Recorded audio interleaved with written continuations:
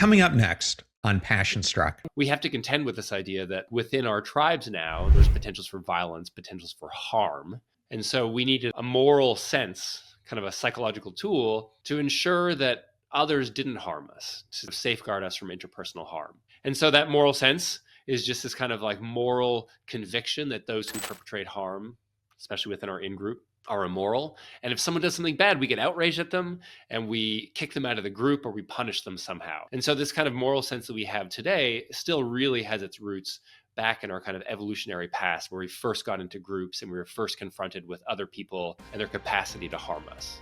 Welcome to Passion Struck. Hi, I'm your host, John R. Miles, and on the show, we decipher the secrets, tips, and guidance of the world's most inspiring people and turn their wisdom into practical advice for you and those around you. Our mission is to help you unlock the power of intentionality so that you can become the best version of yourself. If you're new to the show, I offer advice and answer listener questions on Fridays. We have long-form interviews the rest of the week with guests ranging from astronauts to authors, CEOs, creators, innovators, scientists, military leaders, visionaries, and athletes. Now, let's go out there and become Passion Struck.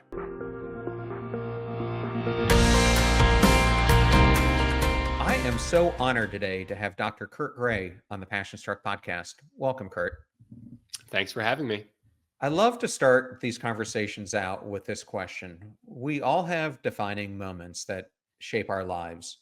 One of yours happened in high school while you were driving a car, and it ended up shaping your journey in profound ways. Could you please share that story with us? Sure.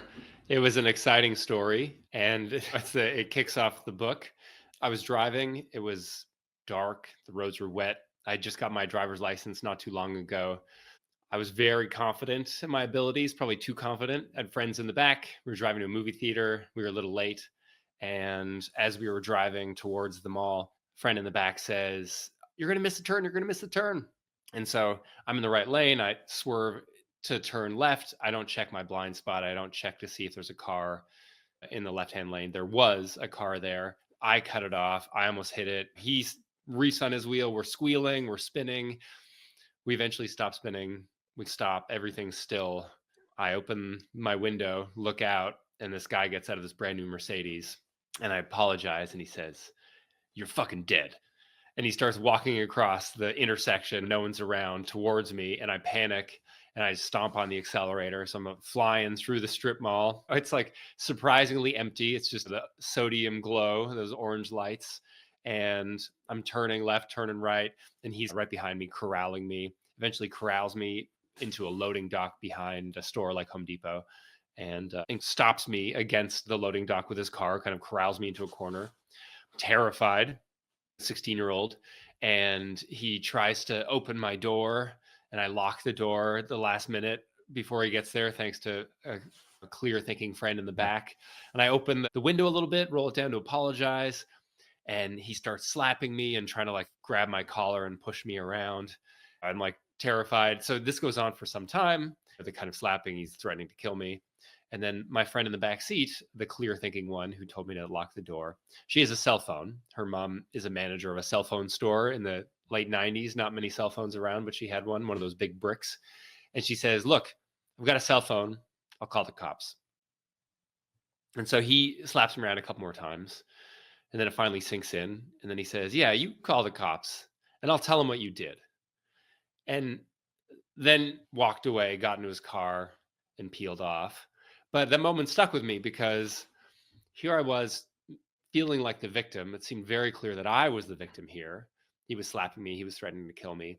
And yet he felt like he was the morally righteous person. He felt that the police would be on his side. And so this is definitely a defining moment because I was confused at first for a long time. But then when I thought about it more, I realized that he too felt like a victim.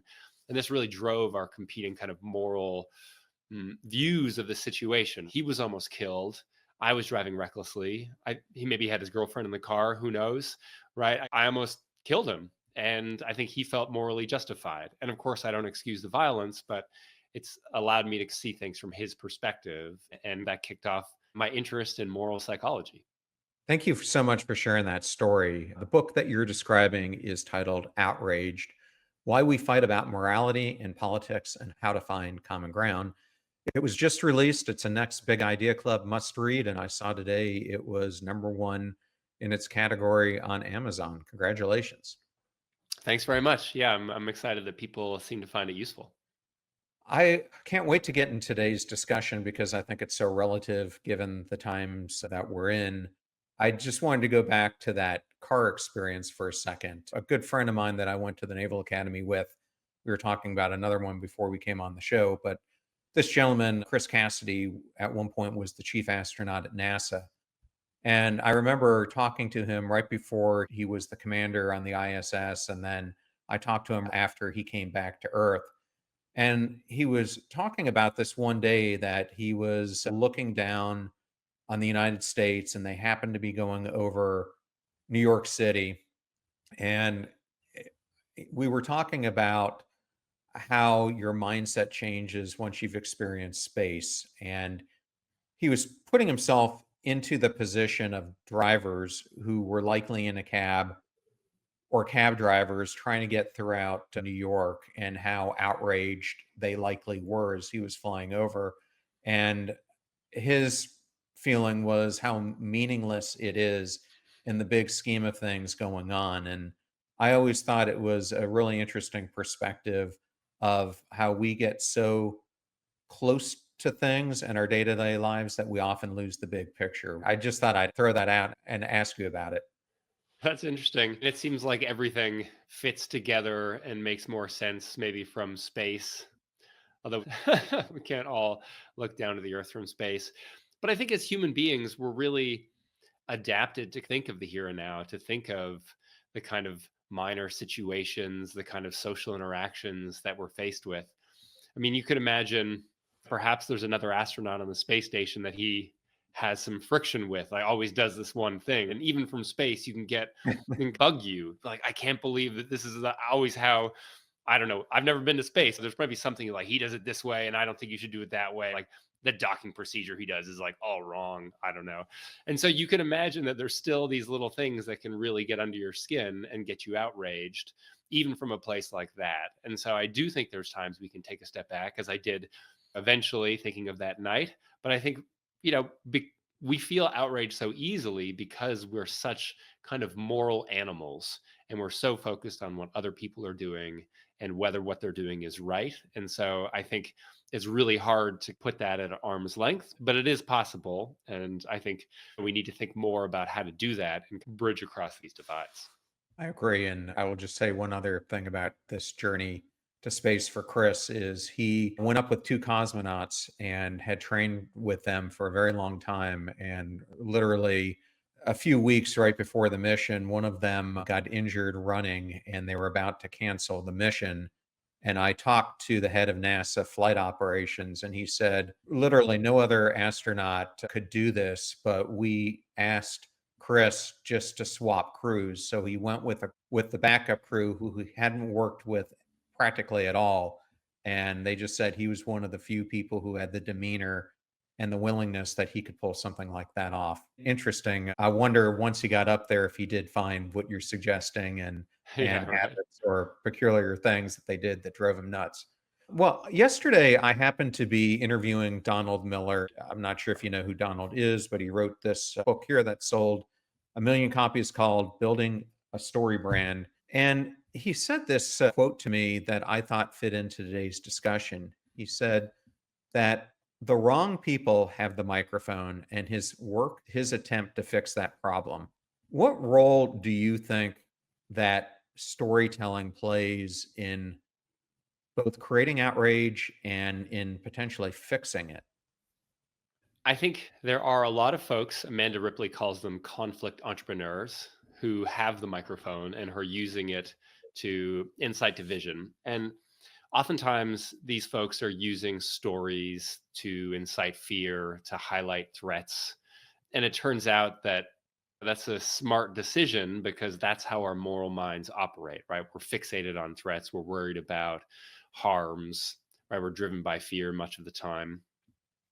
And so they're using these kind of like storytelling, right? This person came across the border and harmed you this way, or this person tried to get an abortion and it didn't work this way, right? On the left and the right, like this person couldn't have a gun to defend themselves, right? There's all these stories that are propagated to make people feel outraged and entrenched in their political views, motivate voting bases.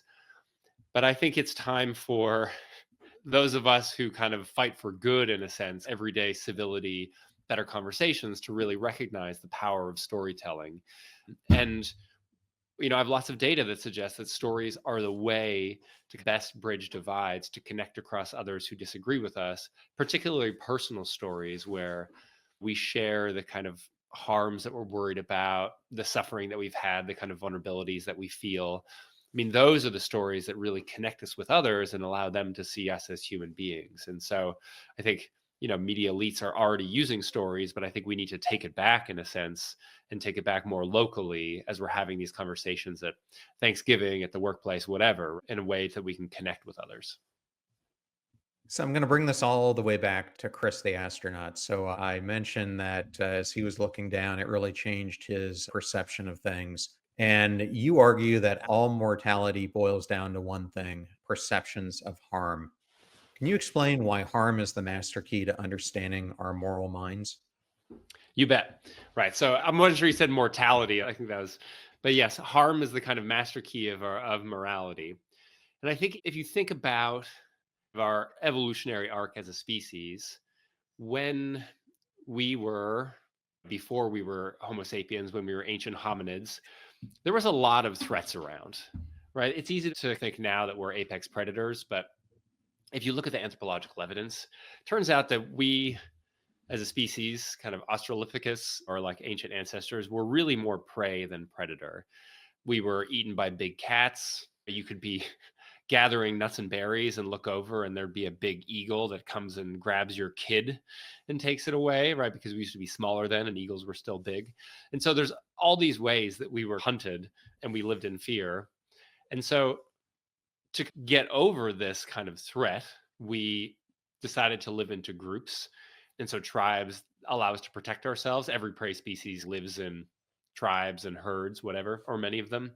And so we lived in groups, but then there's a new threat once we live in groups, right? We can better defend ourselves from predators, but now we have other people who can harm us, right? There's someone else and they want to take your food. There's someone else and they get angry at you and they're willing to fight you. And so we have to contend with this idea that, like, within our tribes now, there's potentials for violence, potentials for harm. And so we needed a moral sense, a psychological tool to ensure that others didn't harm us, to safeguard us from interpersonal harm. And so that moral sense is just this kind of like moral conviction that those who perpetrate harm, especially within our in group, are immoral. And if someone does something bad, we get outraged at them and we kick them out of the group or we punish them somehow. And so this kind of moral sense that we have today still really has its roots back in our kind of evolutionary past, where we first got into groups and we were first confronted with other people and their capacity to harm us. And of course, today we're much safer than we were back in those ancient tribes, but we still have the same moral concerns about harm.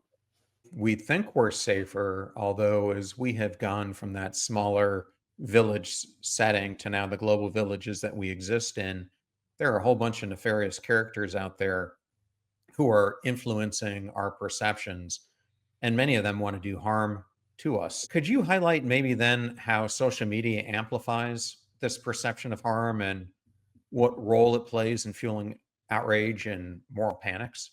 You bet. So we have some work on moral panics, and it's easy to see on social media, right? You log on, and social media, those companies are motivated to get you to scroll.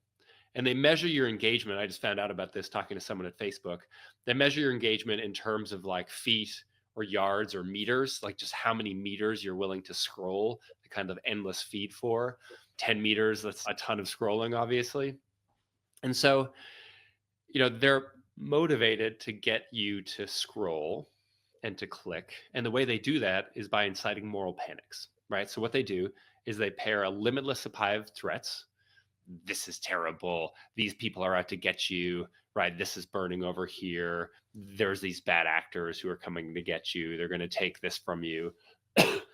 And then what they do is they pair those threats with explicit measures of virality, right? So there'll be a little, this is how many times this has been retweeted or liked or shared.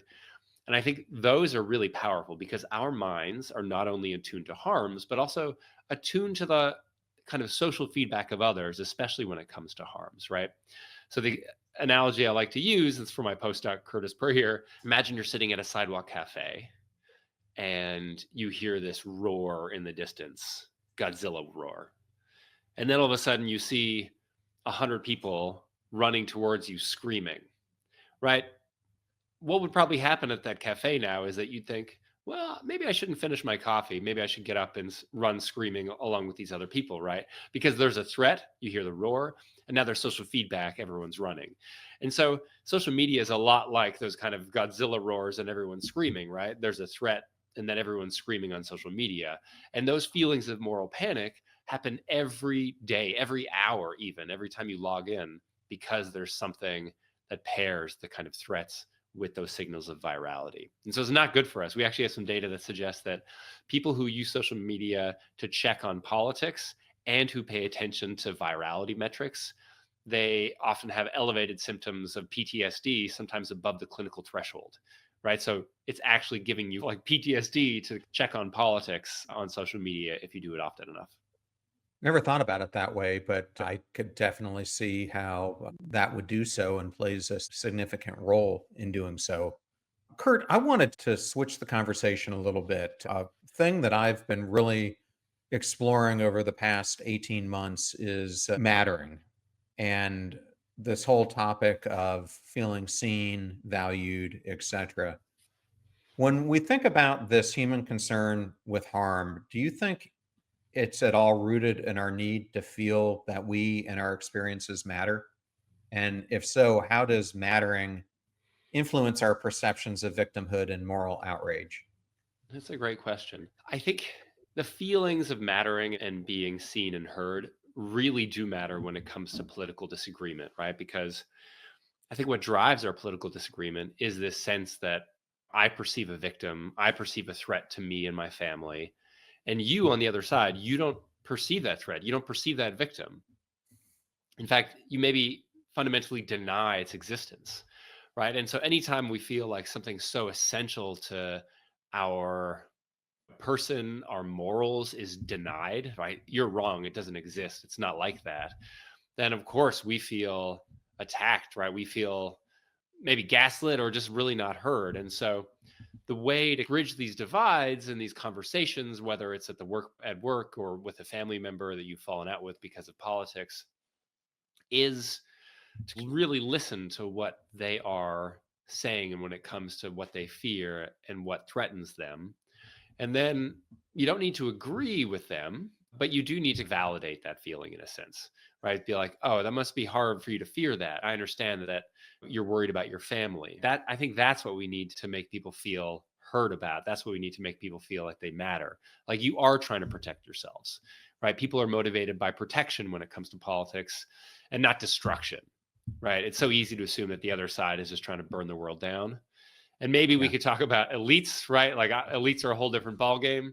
But I think everyday people, they're just trying to do what best they can to protect themselves and their families. And I think recognizing that goes a long way to making them feel heard and like they matter. I do want to jump on something that you said just before this, and that is how people are constantly looking at social media for different things, especially those that you identified who are looking for news or what's happening in politics for the day. And I think oftentimes when you take a step back, a lot of those people end up feeling like their perspectives or they themselves in the big scheme of politics don't matter. And so what ended up happening, and I see it even within my friend groups, is that they then lash out or become entrenched in their views because of that perspective. So, how would you see that happening? And how can, if you're in that position like so many people are, how do you encourage people to see both sides of the coin as a way of maybe helping them feel more seen and valued? I'll just leave it there. It's a great point, especially over the course of the last few decades. People have been doing less and less in their communities. Bowling Alone, Putnam's work, argues that we're less involved in our communities. We're less likely to be an elk or a mason. We're less likely to engage in kind of volunteer organizations to help out our communities. And so this kind of retreat from public life and from feeling connected, I think, has really bad things for our mental health. And if we don't have connections with other people, authentic other people who are in your community, then we form these kind of other almost like parasocial connections with people you meet on or you follow on social media, right? They don't even follow you, you just follow them. So elites or other organizations that you feel like I'm this party now, right? I identify red or blue. And I think that's really not healthy because now you've lost the nuance, you've lost the social connection with everyday people, and now you're just connected to the kind of party apparatus. And if someone is that way, then you can't make them not that way in conversations, right? Often our first impulse in these conversations about politics is you're like, I'm going to change this person. I'm going to show that they're wrong. And people don't usually think through, but like, you, no one's going to say, "Oh, thank you for telling me that I'm wrong. You've pulled the wool from my eyes, and now I see like I shouldn't be this committed to my political cause." That never happens. And so, what you need to do, going back to the conversation about mattering, right, is just make people feel that they are rational, that they're thoughtful, that they're trying to do their best, and that they're trying to navigate a kind of complicated issues as best they can. And the way to do that, I think, is by asking them about stories, going back to storytelling. So if you approach a kind of conversation with this question of, well, maybe you could tell me what things in your life maybe led you to appreciate this kind of political view, and why it feels like it makes sense to you. I mean, going back to the question you asked me at the very beginning of this podcast, right? Like this transformative moment, many people have these transformative moments. And if you want to know who they are and really get them to share what they're all about, asking them about those kind of feelings they have and the experience that they've had goes a long way to make people feel like they matter, and then to have better conversations about kind of contentious issues. This whole discussion makes me think of something I read in the book. You were going into how feeling pain makes us the only and the ultimate victim. And you end up writing about a quote that Elaine, I think her name is pronounced Scarry, Scarry. She's an American essayist and author of The Body in Pain. And she writes, "To have great pain is to have certainty." And you follow that up with certainty over our victimhood, but to hear that another person has pain is to have doubt about their victimhood. People in pain are convinced that they are the real victim within a situation. And then you follow it up later on that luckily most people in moral disagreements are not actively in physical pain, but can still be self-focused when it comes to feelings of victimhood. So I just wanted to bring that up because I think that pain is deeply rooted, even from the time that we're a teenager to later on in life. We can still be feeling that perspective. And that sometimes is that whole viewpoint that we're coming at a certain situation. Absolutely. I really like you brought up this quote. I really like it. I really like Elaine Scarry's work.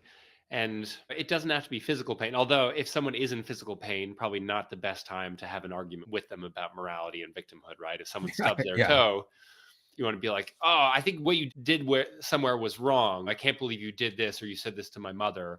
And they're actively in pain, gripping their toe. It's not going to be a good conversation.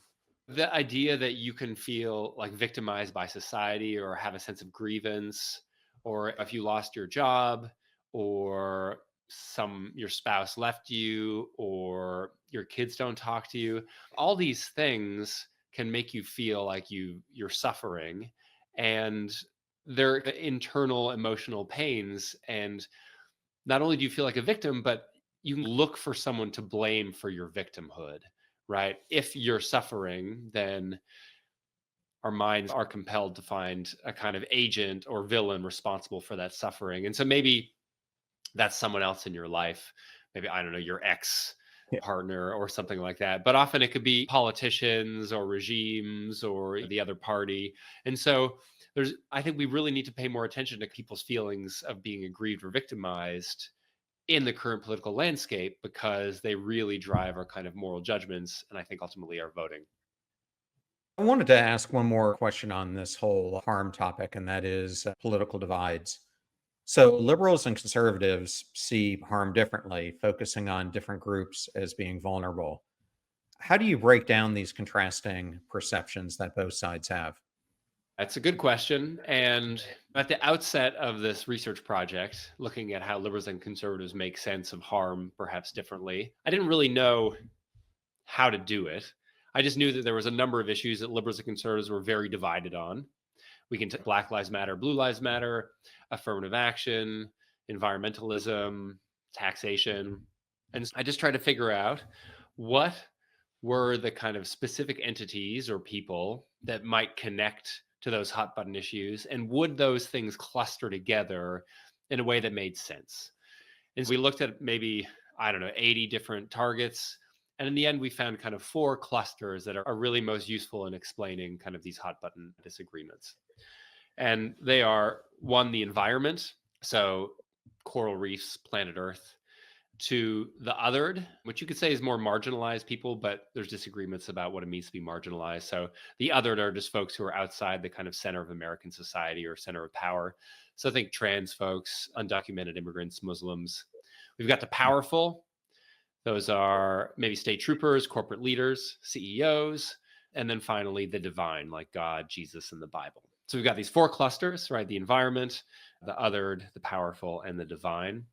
And what we show is when we ask liberals and conservatives to rate how much each of those is especially vulnerable to victimization, how much they're likely to get harmed, how much they're likely to suffer. 1, you find actually similarities. I think it's important to point that out. So everyone has the same kind of rank. So liberal, conservative doesn't matter. Your 1 and 2 are the environment and the othered, and then it's the powerful and the divine. But you show some really big differences across politics if you look at the data, which is liberals, progressives see the othered and the environment as very vulnerable to harm, right? As oppressed in a sense. Whereas conservatives see these groups as a little more vulnerable to harm, but mostly in the middle. And then if you look at the kind of powerful and the divine, you'll show that progressives see these targets as being almost totally incapable of suffering, right? Invulnerable to harm. Whereas conservatives see them as higher. The powerful and the divine is pretty close to the othered and the environment. So what you get now, this landscape, if you can picture it, is this sideways V in a sense, right? With liberals really making this big difference between who they see as the oppressed and the oppressors, and conservatives narrowing in and seeing everyone as more or less generally vulnerable to harm. And so you can think of it as like progressives think about a kind of group-based understanding of victimhood. Some groups are very susceptible to victimization, some groups are very not, like CEOs. Whereas conservatives are more likely to think about victimhood in terms of individuals, right? Everyone can be harmed. Everyone bleed if they're cut. And so it doesn't matter if you grew up poor or rich, you can still be victimized. You can still be a target of crime or something like that. And so I think this pattern is really useful for explaining things like Black Lives Matter, right? That's a very progressive cause because progressives highlight the kind of, if you are a Black person, you're more likely to be victimized in all sorts of ways in society, live less long, be the target of crime. But if you're more powerful, if you're a corporate leader, you're less likely to be victimized as a whole. But I think for conservatives, they're, let's say, against affirmative action because they're like, look, it doesn't matter if you're Black or white. If you don't get into college, despite the fact that you've got good grades, you're going to be upset about that, right? And so let's try to keep the playing field even in a sense, in terms of it doesn't matter if you're white or Black, it just matters what your grades are. And so you can see this kind of like questions of victimization are really wrapped into all sorts of hot button issues. And I think this helps explain it, at least as a first pass. That's really interesting how you were showing how the one side looks at it more as a group and the other side looks at it more as an individual. It's an interesting perspective at a more macro impact that it has. Another macro thing that I discovered in the book is this concept of moral typecasting, where victims are seen as either innocent, where victims really are seen as innocent and villains are blameworthy. And This really reminded me of a conversation I was having with Wendy Smith and Marianne Lewis, who you might know, who wrote a book Mhm. on both and thinking. Mhm. And the way I want to approach this is this moral typecasting really gets into black and white thinking or either or thinking that fuels moral conflicts. Why is both and thinking such a more powerful way to address them? So the roots of moral typecasting come from the very kind of core of our moral judgments. And so if you think about a typical moral or immoral act like a theft, one person is taking money from another person. Now, if one person was taking money from themselves, if they were the same person, they're just buying things, right? It's not immoral anymore. Or think of something moral like rescuing someone who's drowning in a river. That's an amazing deed that you can do, right? It helps one person helping another. But now let's say that you're rescuing yourself in a river. Well, now you're just going swimming, right? And so there's this real tendency within our understanding of the moral world that the person doing the moral act, like the villain, let's say, when it comes to immorality, is not the same as the victim. They're different people. They're either or. And so what is true for a kind of specific moral act like theft or murder or abuse, we generalize more broadly and we typecast people as either generally more villains or as generally more victims, right? We see someone like an orphan as 100% a victim. And even if they do a bad thing, we're like, well, they had a really tough life and let's excuse them their sins. But a victim, or sorry, a villain, someone who's done really evil things, we never think of their inner pain, right? We just think of the evil that they've done. And so we really split the world into kind of either or villains or victims.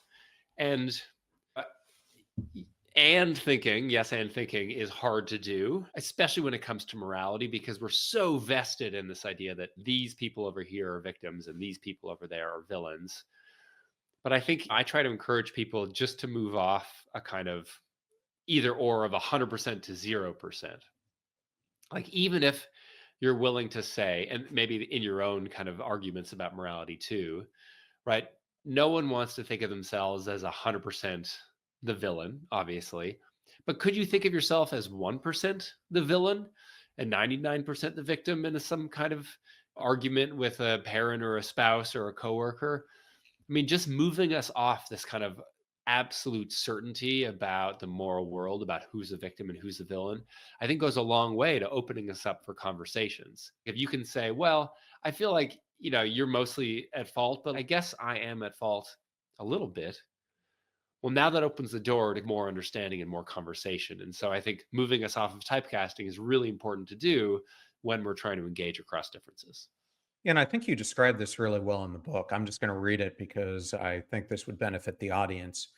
You write, I often see moral typecasting at the playground with my kids. As soon as one kid gets in trouble, they immediately emphasize some injury or emotional trauma caused by another kid. I doubt they recognize this as a strategy. Instead, they are embracing a moral reflex.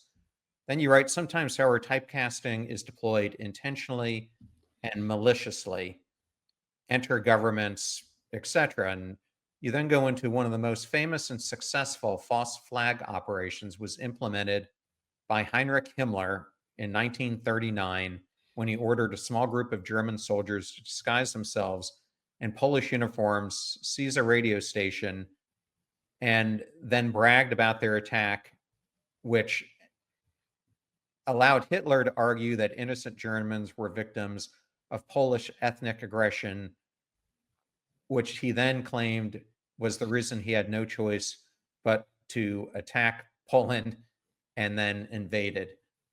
Wow. I mean, I just show that because it goes all the way from the playground to huge global implications of even the start of World War II. So I think that's a really vivid example. Did you want to add anything more onto that?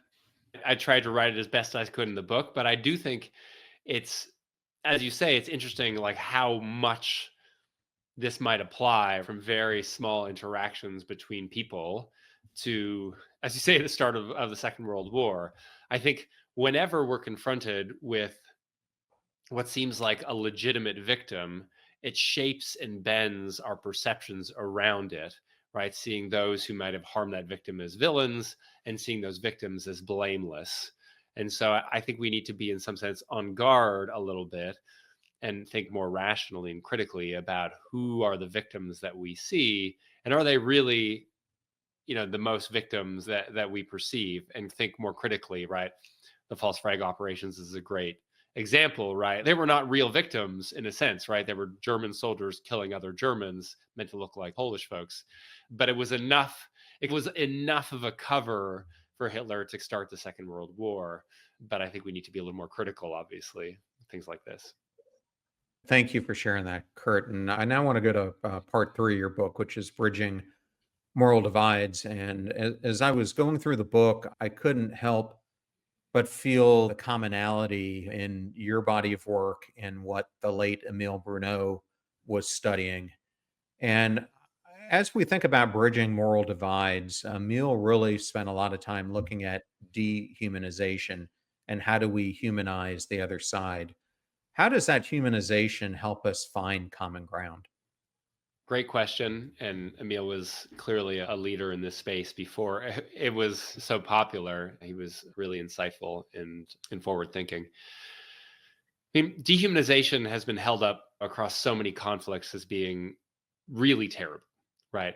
When you think that someone is less than you, less than human, it licenses you to harm them, to put them in camps, to deport them, whatever. It licenses you to treat them as something less than human. And so the way that we bridge divides across our kind of great political divisions is by allowing us to see the humanity in the other side. And our sense of humanness is ultimately grounded in two senses. One, which is that people are rational, right? We think of human beings as rational, being above animals, thinking, being thoughtful, but then also having a kind of emotional core of care and concern and these like feelings that of love and so forth.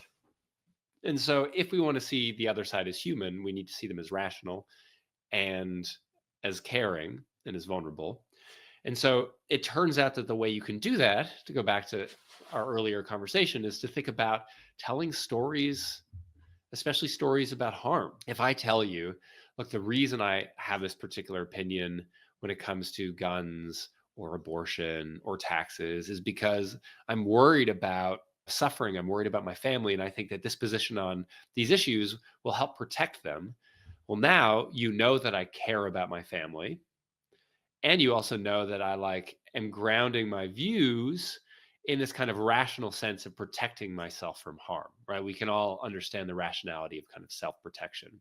And so together, right, I think these things are really furnished by telling these stories of harm. And that is a good way to reduce dehumanization. But agreed, any way we can reduce dehumanization, I think the better. And I want to touch on an aspect of this since you brought up the stories again and how we tell them. I recently interviewed Allison Wood Brooks, episode 563 for the listeners. Sure, Allison, and she teaches really the science of conversation. And as she and I were really getting into our discussion, we were talking about how intentional listening is something that is going to the wayside. And that when we intentionally listen, we're either really hearing someone or we're telling them that they don't matter. And when I think about you talking about one of Emile's legacies was this storytelling, I think one of his was also this power of intentional listening to transform conflict. How do you suggest we learn from this, both him and Allison, how we can become more intentional about how we listen to others to reduce outrage and foster understanding? I work with an organization called Essential Partners. One of the leaders of this organization, his name is John Saruf, and he's actually on the ground having these kind of like really difficult conversations across really big divides. And I interviewed him for the book and trying to figure out like what are the ways that we can better talk with others across differences. And he also brings up this idea of intention, right? Purpose is primary, I think he also says, and intention and purpose are the same thing. You want to make people know that your purpose is understanding and not winning, And I think that's where we often go wrong when it comes to conversations about morality. Right? We try to win, right? I'm going to step in there, I'm going to throw some facts at you, and then all of a sudden you're going to be like, "Oh, you know what? Wow. You really gave me those right facts, and I guess I'm wrong. I guess I'll just give up my view on abortion." Right? This never happened in the history of conversations about morality, right? No one ever just admits that they're wrong about their deepest held convictions. And so when you're having these conversations, you need to go in with the intention to understand. And that means often asking questions first and foremost, not repeating talking points, not throwing facts at people, being like, how did you come to this understanding? I'm trying to understand here. When I talk to John, he literally uses the word understand like 4 times in one sentence, right? If you're trying to invite someone to share their beliefs, say, I don't know if you feel comfortable sharing right now, but I'd love to understand what you're thinking and just get a sense of really where you're coming from. I want to understand your views and the stories you have behind this, right? And so again, the intention is to understand and to explore their experience and not to try to win. And so I fully agree that when you make someone aware that your intention, the primary purpose is understanding, right, it goes a long way to having better conversations. And it really is a core lesson. And I hope some political leaders and media figures are listening to our discussion, because intentional actions can either stoke or reduce outrage, because intentionality really does play into leadership when it comes to fostering unity, especially in the divided society and world that we find ourselves in.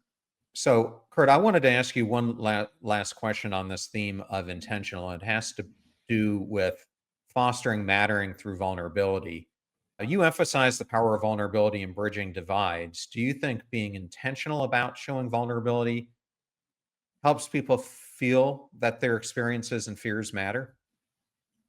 Yes, ideally, people would have a kind of core intention to showcase their vulnerability to others, to make people aware that they too, right, are worried about the world, they're feeling threatened, worried about harms. It makes those on the other side aware that you are concerned about threats, right? That you have the same kind of harm based mind that they do.